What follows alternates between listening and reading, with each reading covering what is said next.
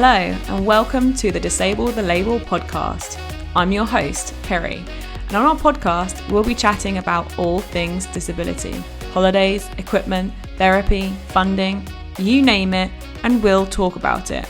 We want to empower and support parents of disabled children across the UK whilst they navigate their child's life. So, what are we waiting for? Let's get into it. This podcast is sponsored by Walk This Way Oxford. They specialise in strength and conditioning for pre and post SDR treatment. If you want to find out more about Walk This Way Oxford, check them out on our app, Disable the Label. On this episode, we're joined by Georgia, one of our ambassadors. Yep, she's been on the podcast before, but today we're going to be talking more about sex. So, just a disclaimer, there will be conversations around sex and abuse. So if you would prefer not to listen, please pause it now. Let's get into it. Hello, and on today's podcast, we have Georgia. Georgia, welcome. Hello. How are you doing today? I'm good, thank you. How are you? Yeah, I'm really good, thanks. Thank you so much for joining me today on the podcast. I'm going to pass it over to you to introduce yourself, and then we can get on with the podcast because maybe somebody hasn't heard your previous episode. So yeah. Hi, I'm Georgia, or G. I'm 28 years old, and I have spastic quadriplegic alpha-droid cerebral palsy caused by PVL. Can you just explain what PVL is to people, just in case they don't know? PVL means I had from my brain the water evaporated, leaving holes all over my head and leaving extensive damage all over my body. Or causing extensive damage all over my body. Perfect. Thank you so much. So yeah, Georgia has been on our podcast before. She is one of our ambassadors.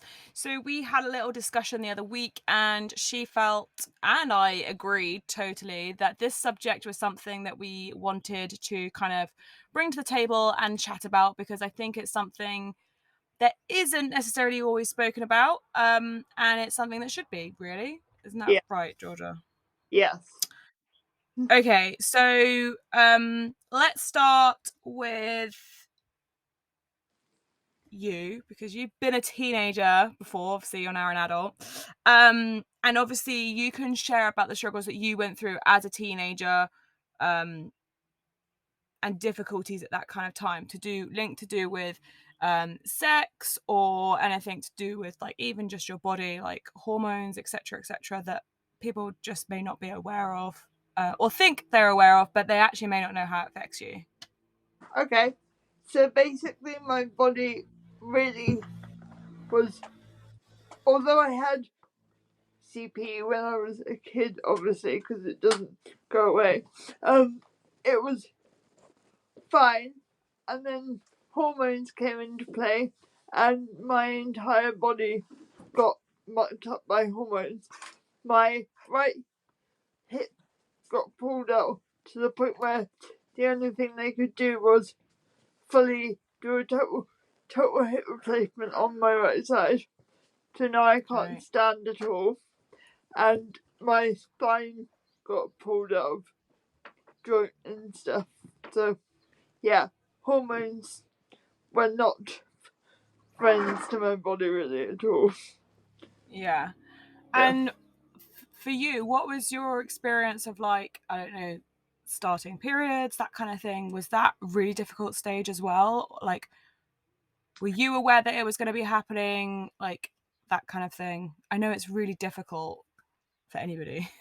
It is difficult generally for like everyone on the planet who has periods.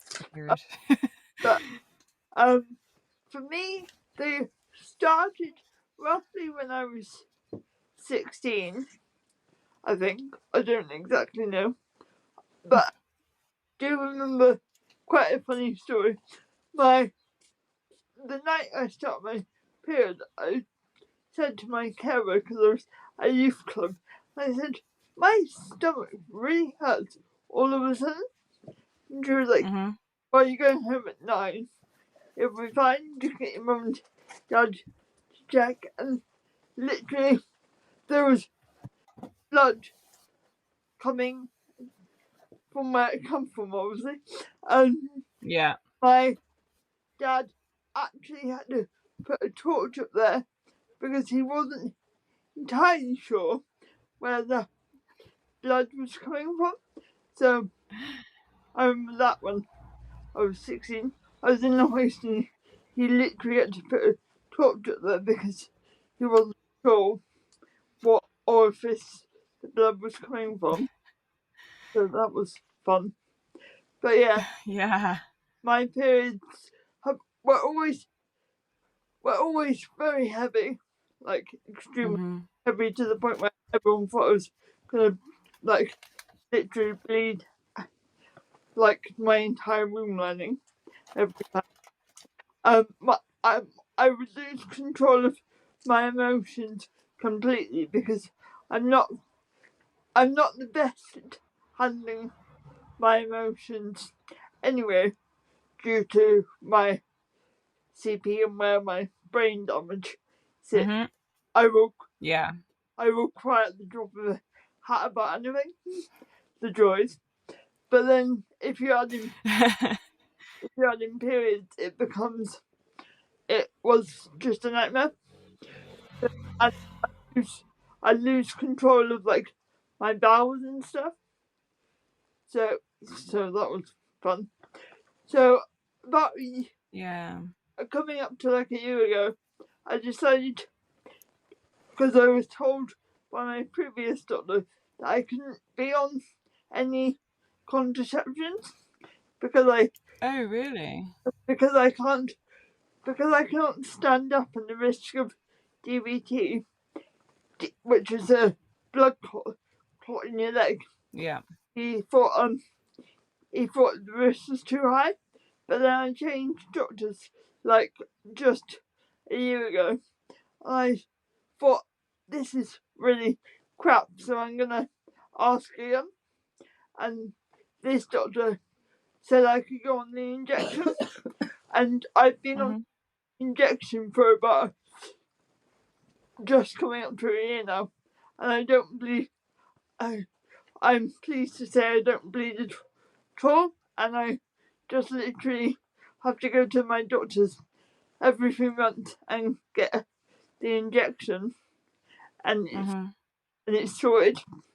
Like, I literally have no blood at all anymore. Yeah, that's a massive difference. Like, and actually, I think that's something that I've heard a lot of, is it tends to be that, and I don't know whether this is linked to CP or what, but a lot of people that I've worked with or that I know that have CP and then obviously started their periods, it's really heavy and really difficult to manage and painful. And obviously there are thousands of people out there that have that anyway, but I think then with CP on top of it, it's obviously very difficult to control and, be able to deal with.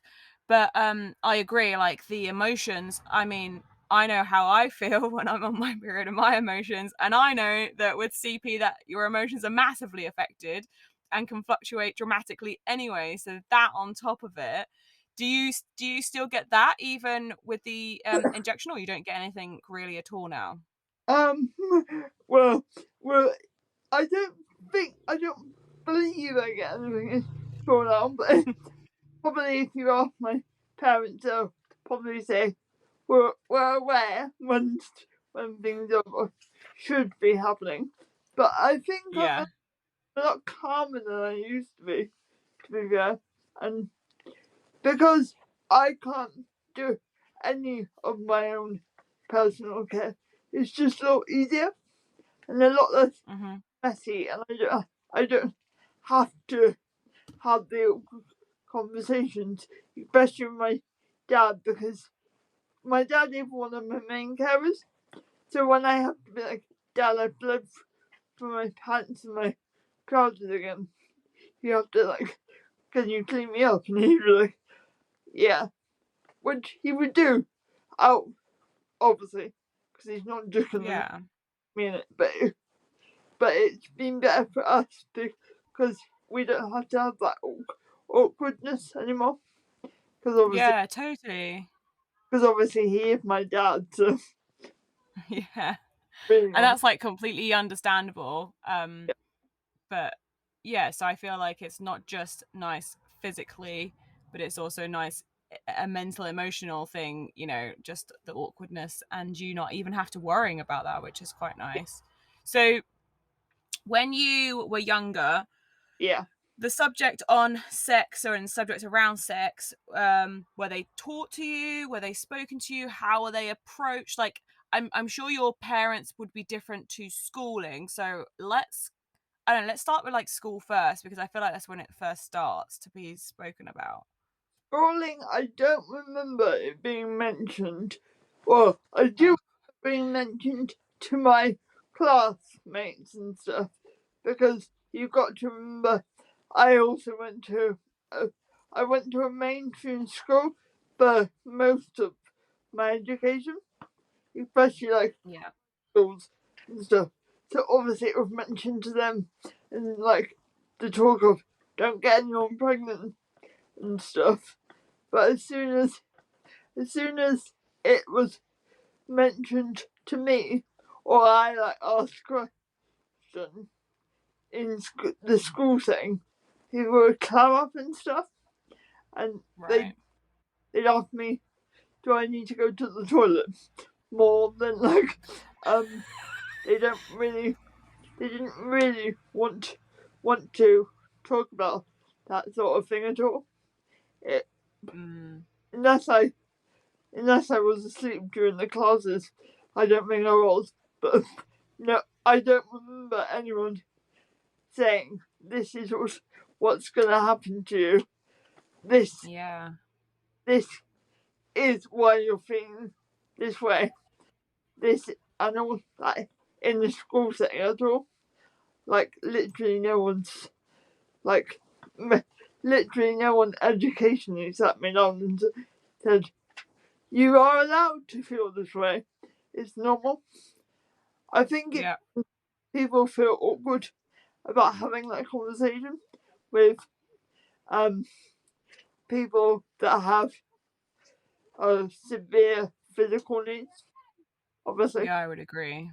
Yeah. I think my experience of it, from the kids that I've worked with that are now like in their teenage years, and obviously very similar to you, you know, emotionally and even like academically, they're completely all there. It's not Yeah, that their physical disability affects them, gives them a learning disability, and they're just very physically disabled. And it's like it's being spoken to them like the chicken and the egg, like, and that's how they're being taught about sex and having babies and reproduction. And it's a real shame because actually I feel, and I don't know how you feel about this, but like you guys are even more at risk of anything bad happening to you by another person. And if you're not taught about it, how are you going to know what that other person is then doing and try? I know it's going to be difficult for you to try and stop it, but at least tell somebody it's tried to happen or it has happened, etc. If you're not being taught about what it even is. I totally agree because you're right because it can happen and, Mm-hmm. and sadly does happen in some situations. It's sad, but it's the truth of it. It does. Yeah. People, if they want to, will get will be able to because we physically can't stop you Mm-hmm. or stop people. Um, but which is the sad truth of it, really. But Yeah. it's it's it's a hard one because I do see where the schools are coming from in terms of we don't want to open up that kind of worms and basically scare teenagers that they're going to be, that they could be, rather, at risk Yeah. of abused, which, again, I do see, because if someone told me you could be abused, I'd be like, at 16, I'd be like, okay, I'm not in this conversation, Yeah. Yeah. and just walk off, or reel off, but yeah, Yeah. so that I do see, but I also see the side of we need to, or you need to be aware. Yeah, I think even just being taught about sex, how it happens, actually how it happens, not like the chicken and the egg, because let's be honest, that is not the same as a human being. We it, even if it's not said about, you know, the fact that you could that anything bad could happen, just being taught it gives those people more awareness, and like, and so that if something was to happen, they would be like, well, this is like what I was taught, and I don't like, that's not really what I want, and then be able to talk about it. And you're right, it's really sad that it does happen, but we have to be aware that it is one, you know, you guys can't fight off, even like I might not be able to fight a person off, but I have more of a chance than you guys do. And so if it's not spoken about and then that happens to somebody, they're not going to say, oh, this happened and I didn't want it to happen. Exactly. Because like I know it's sex and I don't want that, because they're not taught that that's what it is. They could just be thinking that was just something that happens. Like, let's be honest, that can happen. It even comes down to the point of I don't really feel comfortable with male carers, and never have, never will. Don't really want to go down that route. But the main reason is, I'm sure men are lovely, but the main reason is that reason, and the fact that I need full-on support to do anything, and I am reliant on people to physically wipe my bum, wash my hair, wash down below, and everything. And I think people think a carer is just a carer, but no, carers, I'm sure all men and women are lovely, but no, they could, if they really wanted to, they could do stuff to me that isn't appropriate, and I wouldn't be able to do anything apart from bite them, to be fair. Fight them, I love that. Yeah, I totally agree, and I think it's right. I don't think that you should have to have a male carer. There are so few of them that they should be working with the males out there, because like I've worked with a lot of like boys younger, and they just don't get a male carer, and that's not even fair on them either, is it? Like, they want to be around another male, and a carer is so personal to you. They're doing so many personal things. You need to, one, have a connection with them, and to trust them, and obviously you have more. We're not saying that a female carer can't do something that they shouldn't do either, but you can feel more comfortable. They still can, obviously, because not everyone's not, you don't know everyone from the get-go, and you don't know all about it. So they still can. We're just saying the risk in my head is less, because they're hopefully not going to do anything too dodgy. Yeah, I would totally agree with you. So did your parents then talk to you about it? My mum and dad were very open, to the point like, you don't need to be that open, but love that.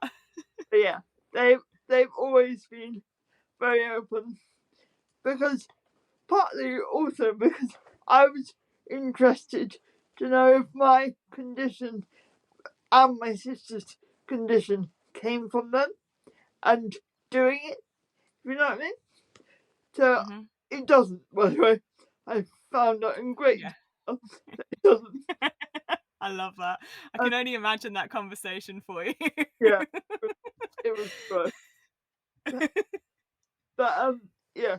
So we were, all three of us, including my two sisters, were very interested in why and what happened. So mum and dad, but more so mum, because dad's like, this conversation weird, let's not have it. But mum has always been very open about everything that Mm-hmm. goes on and why everything goes on, and the fact that it's okay if you do want that kind of thing. Mm-hmm. And yeah, because I'm behind a perfectly able person in my middle sister, Mum always had the same conversations with her as she did with me, or Yeah. what she did with her. So Mm-hmm. I have always known in very great detail about everything. And Mum even once actually fought the school on why they didn't teach me anything, because Mm-hmm. she was like, I have full on and quite frank conversations with her. She knows what happened, and she knows it's not a chicken and egg scenario. Yeah.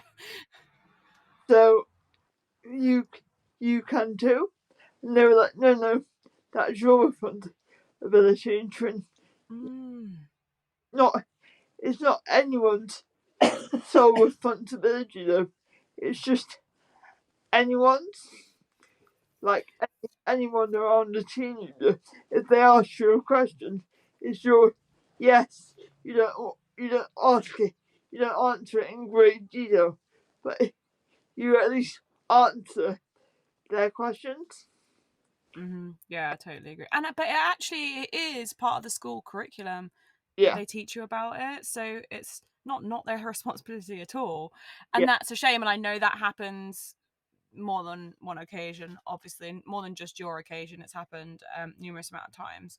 Um, yeah, and also, I think I don't know whether they don't know the right way to approach it, because they're unsure of, like, if you're going to ask about how it would work for you, because they might not know that. But that's not probably not even on your mind to start with. It'd just be nice to know about the whole subject, really, and also to be protective of yourself if you do want to have sex, to know the precautions of what's going to happen if you do, and like yeah, how it might feel, etc., and stuff like that. And so that there's no reason why that can't be discussed, if they talk about it with everybody else. It's like, just don't get pregnant is not really a good enough kind of thing, you know. yeah.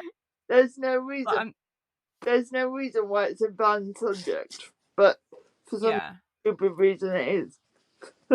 Yeah. So how do you think then others could be helped in this situation, so that safety isn't necessarily a bigger worry? Is it something that you guys, like, for example, you went out and obviously spoke to your mum about it, but did you feel confident enough to ask, like, hey, like, I want to know about this subject, you know, it's kind of been spoken about in front of me at school, but not really, and I want to know more? But it's very hard if you don't know anything about it at all to then say that. So I don't know how. Mainly because my mum was so open from literally the get-go. I think I opened my eyes and she was talking to me like, to be or that way. I think because as soon as we hit puberty, the topic was on the cards, or the topic was Mhm. on the table. And if we ever asked too many like personal questions, she'd be like, too far. but but I think the thing is, you just have to have whether your child is disabled or able, you just have to have it. Just can't be a subject that's not talked about, especially Mhm. more to do with the fact that like we just said, people will have carers in our lives, and we will be put in situations which are not always the most comfortable situations. And even if it's about, oh, if they touch you, they're in the shower, it's not because they want to do anything, with you. It's just because they have to clean it. Even if it's just making people aware of the bits that are private to them, but the bits that obviously they might need help with, even if it's just this is what a body looks like. I think it's a better way to start a conversation than just not having anything at all. Yeah, I totally agree. I think like just even the basics is really key to know Yeah, what you have, what's personal to you, what private for you, and then other people explaining what is for if it's for example what a boys or guys parts are, etc. And then if you want to know more about sex or want to know if that's possible for you, etc., because yeah, everybody is completely different. We can't say yes it's possible for everyone, like it's not impossible. And it's but just it may obviously the same thing again, it's going to look different, it's going to potentially be different, but yeah, that's a individualized kind of experience. And you know that yes, can be spoken about more. But there's no reason, like even for a fact like you could get pregnant, there's like absolutely no reason that you can't, so it's still a key subject to be spoken about. because um even though we are sat down, we do, I believe, we do still have the same organs to carry a baby. Should we, or should it happen? So the fact yeah, people think, oh, they're just insensate beings and they can't get pregnant is baffling to me because, like, yes, it will be harder. Yes, you have to jump through a billion hoops of social services, but that's another question. That's another thing. yeah, subject. Really be a thing, um, but the fact that we can't add the easiest bit is for us to get pregnant. To be fair, Yeah, exactly. I was going to say that's the easiest part of it out of everything, let's be honest. yeah. um uh so okay, let's talk about like sexual orientation and how that was for you, how you felt, how it was discussed, because that's another kind of part of all of this. Like it's all well and good saying a male can have sex with a female, but as we both know, it doesn't have to be like that. And I No, don't know even whether that's spoken about, because I know just in general, people are, if somebody might be gay, etc., they might find it difficult to say that. But I just can't imagine that having a disability and feeling that way, it must be even harder to then speak about if nobody's talking about it with you.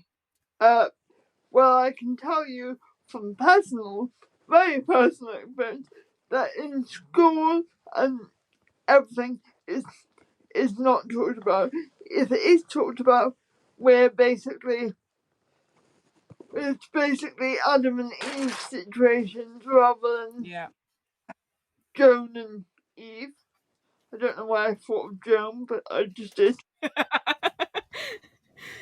Or Paul and Dave situations. Yeah. But it's not talked about in any detail, if not even extensive detail. It's not even mentioned pretty much. The only thing the only way I knew about it is because I had or I have slash had, because he's no longer around, but I had an uncle called Uncle Rod, and he had a boyfriend called Stuart, and he would always come round, obviously with Stuart, and that we'd always. It wasn't mentioned as in this is your uncle and this is Stuart. It was just a thing, so I always knew it was possible that that would happen or that could happen because I didn't live with it, but I saw it on like a fair Yeah. regular basis when I was born to like when I was 10. So I think it was just shown to me rather than talked about, to be fair. Mm-hmm. Yeah. It was just generally around you. Yeah, and also my sister turned out to be gay. But yeah, I don't think it was something that we had to be taught about. I think in my family, I think because it was just a general thing that we saw like every so often, it just became normal. Yeah, But totally. And yeah, again, it's just not spoken about. Like, and I no, don't think that's just in general in disability. It's not spoken about enough, like in other families, because, like, you know, people assume, like, even if, you know, you had two females together, they can't have a baby. Like, that's actually not the truth. Two males together, they can't have a baby. But it's like sometimes I don't know whether it's generation wise, and it might start changing now because of these. Like, we would talk about it like without feeling awkward. I mean, I wouldn't feel awkward to talk about it. Or, you know, I've had gay friends. I've had my sister is gay, so like it's not something that is difficult to talk about in my life. But I know the generation before us, it might have been a little bit more difficult. So we're obviously not too dissimilar in age and like generation wise.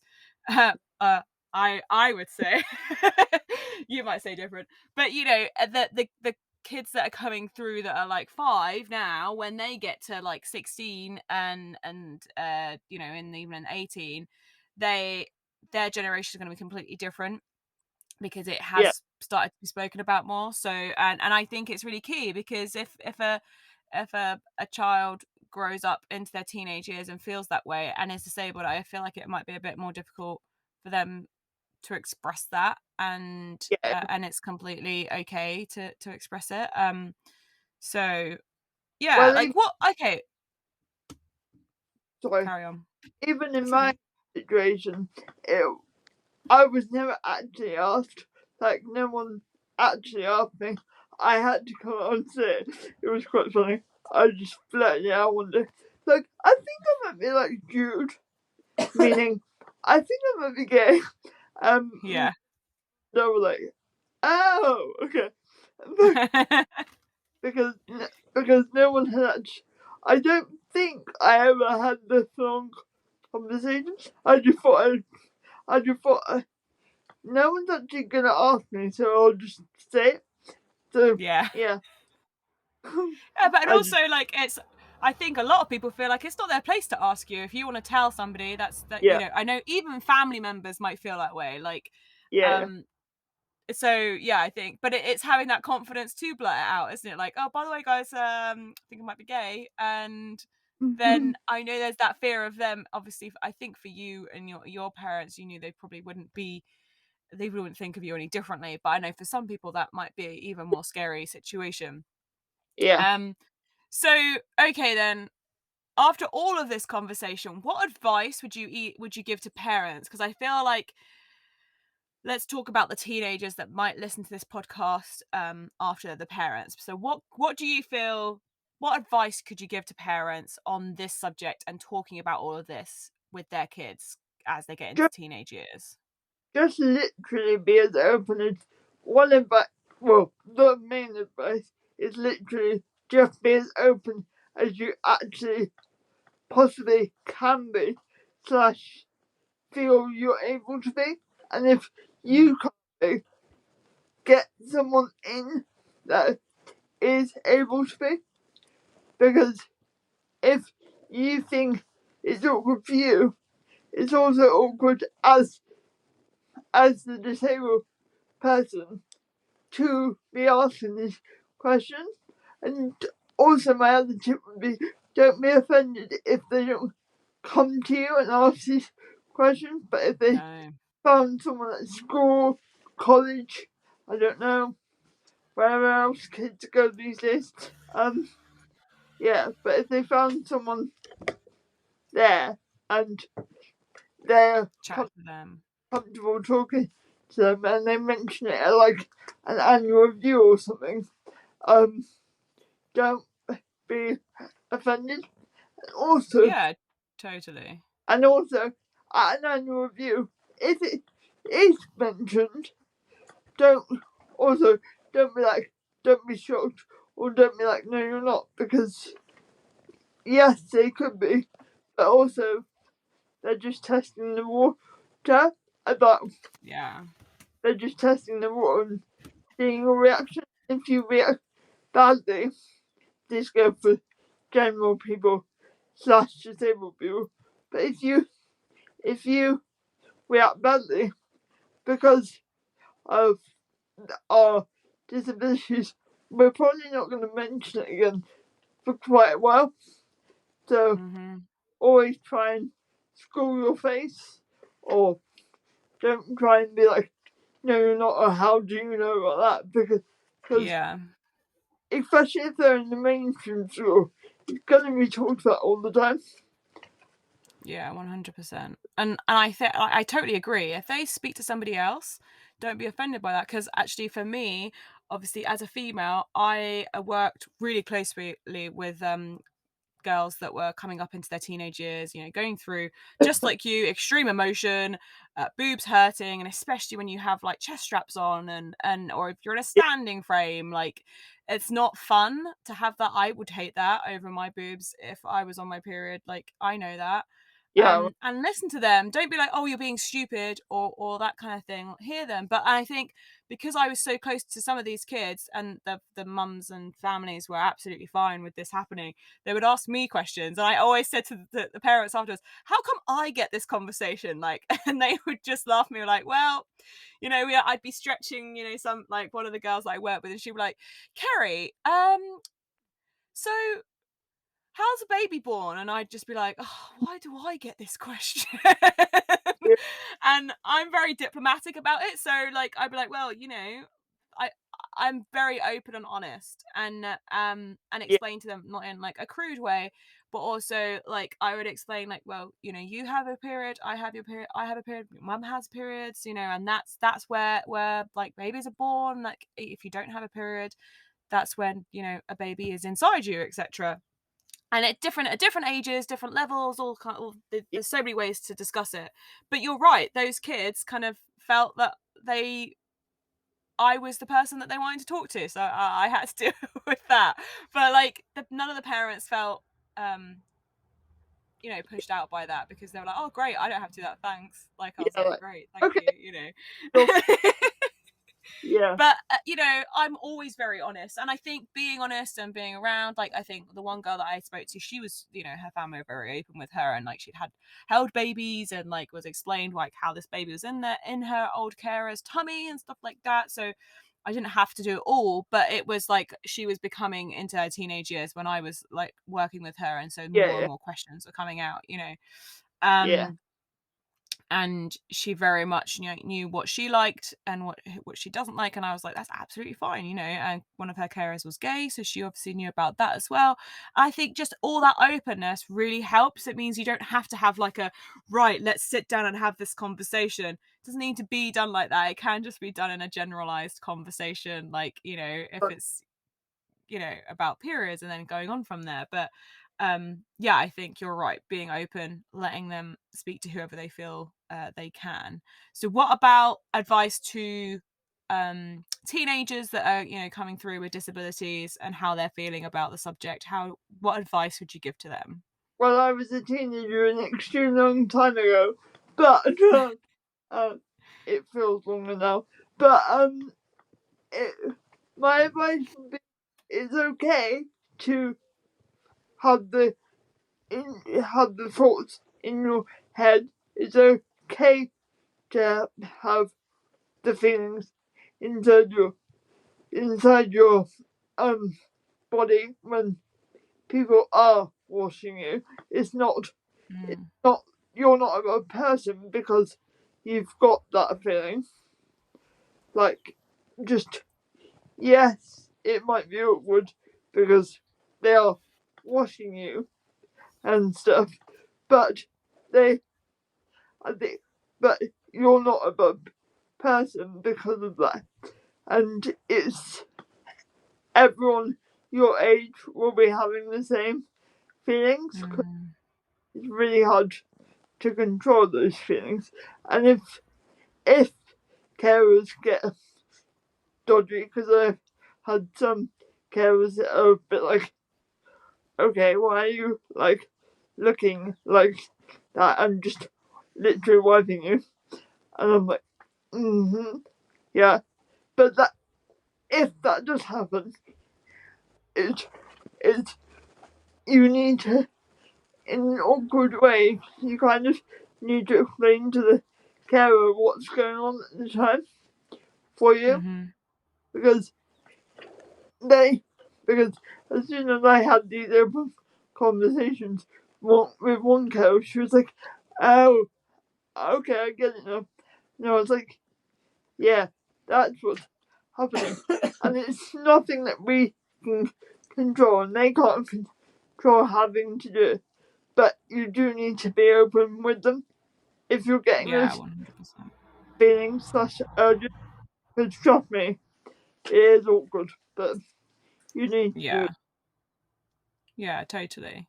Thank you so much for joining me and talking about the subject. I know it's something that some people might not want to listen to, but we both feel that it was most necessary to be spoken about, because as we both are aware, it's potentially not spoken about enough.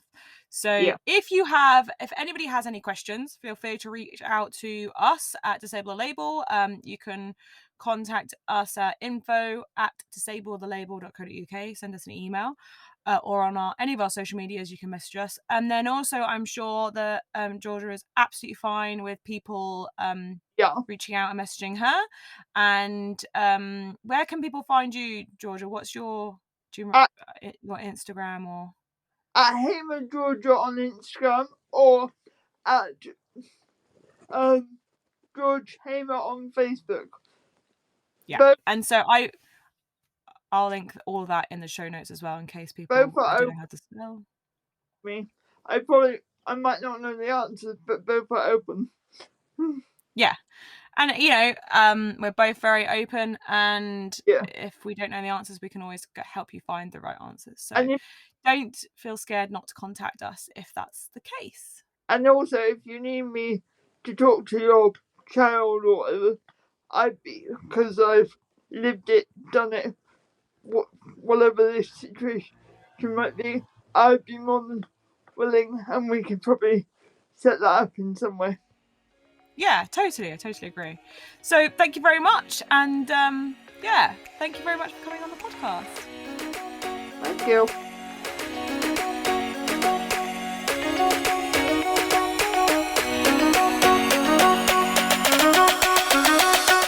Thanks for tuning in to the Disable the Label podcast. Don't forget to subscribe and leave us a comment to let us know what you thought of this episode. More episodes will be coming soon, so make sure you tune in. Don't forget you can download our app for free via the App Store. That's Google Play or Apple App Store. Just search Disable the Label and you'll find us.